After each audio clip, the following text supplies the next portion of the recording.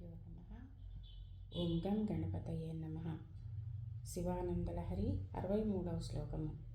మార్గావర్తిత పాదుకా పశుపతే రంగస్య కూర్చాయతే గండూషాంబునిషేచనం పురరిపోర్దివ్యాభిషేకాయతే కించిద్భక్షితమాంసశేషకబళం నవ్యోపహారాయతే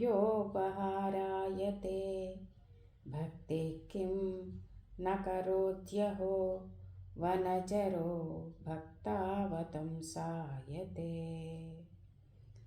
శంకర, నీ మీద భక్తి ఉన్నప్పుడు ఎలా చేసినా సరే భక్తినే నువ్వు గమనిస్తూ ఉంటావు, భక్తినే కోరుకుంటావు.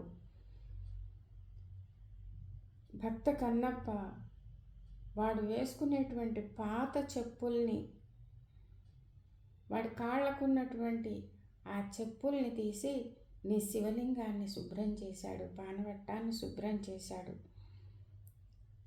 నీళ్లు పట్టుకురావడానికి ఏమీ లేకపోతే పుక్కిటితో నీళ్లు పట్టుకొచ్చి నీకు అభిషేకం చేసి నీ లింగాన్ని, ఆ శివలింగాన్ని శుభ్రం చేశాడు.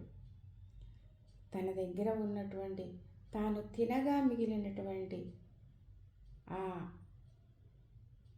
జంతువు యొక్క మాంసాన్ని నీకు నైవేద్యంగా పెట్టాడు.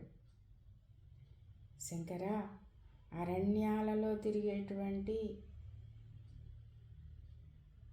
వాడు నీకు మహాభక్తుడవుతున్నాడు కదా. భక్తికి సాధ్యం కానిది ఏమున్నది శంకర? ఎంతటి ఆశ్చర్యము! భక్తితో ఏది పెట్టినా తీసుకుంటావు కదా శంకర. తెలియక చేసేటువంటి పొరపాట్లను అస్సలు గమనించవు కదా నువ్వు.